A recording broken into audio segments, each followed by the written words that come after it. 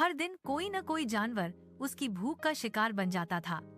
धीरे धीरे जंगल के सारे जानवर उससे डरने लगे। कोई उसके सामने आता ही नहीं था। हिरण दूर दूर के इलाकों में चले गए, खरगोश बिलों में छिप गए और बंदर पेड़ों से नीचे उतरना ही छोड़ चुके थे। जंगल में सन्नाटा छा गया।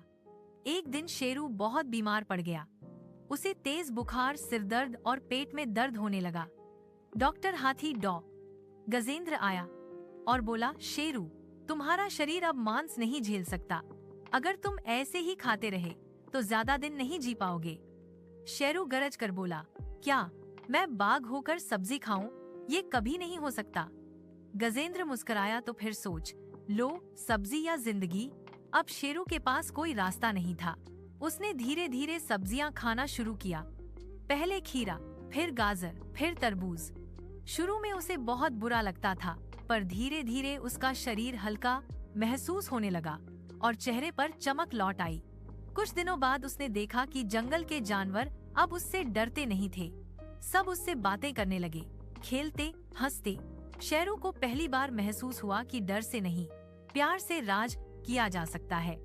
अब शेरू ने तय किया कि वो पूरे जंगल में सब्जी अभियान चलाएगा। उसने एक स्कूल खोला जहां बच्चों को सिखाया जाता कि मांस से ज्यादा ताकत सब्जियों से भी मिल सकती है। बाघ खुद हर दिन गाजर, टमाटर और सलाद खाकर बच्चों को प्रेरित करता। उसकी यह अनोखी सोच और बदलाव की कहानी दूर दूर तक फैल गई। इंसान भी उसके बारे में जानने लगे। न्यूज़ चैनलों में खबर आई, बाघ जिसने हिंसा छोड़कर सब्जी। कुछ महीनों बाद शेरू को एक बड़ा बुलावा मिला। नोबेल पुरस्कार समिति ने उसे पीसफुल चेंज, एनवायरमेंटल अवेयरनेस के लिए नोबेल पुरस्कार देने का फैसला किया। पुरस्कार समारोह में जब शेरू पहुंचा तो सब लोग हैरान थे। एक बाघ जिसने कभी मांस नहीं छोड़ा था, अब मंच पर खड़ा होकर सब्जियों के फायदे बता रहा था।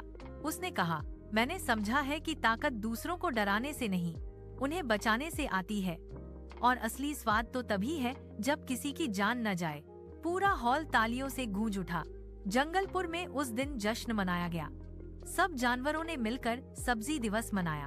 अब शेरू जंगल का राजा नहीं, सब्जियों का ब्रांड एम्बेसडर बन गया था। हर बच्चे की किताब में उसका नाम लिखा गया, शेरू वो बाघ जिसने हिंसा नहीं, हरियाली चुनी। और इस तरह एक खूंखार बाघ बन गया नोबेल पुरस्कार विजेता शेरू, जिसने सबको सिखाया कि बदलाव कभी भी किसी में भी आ सकता है।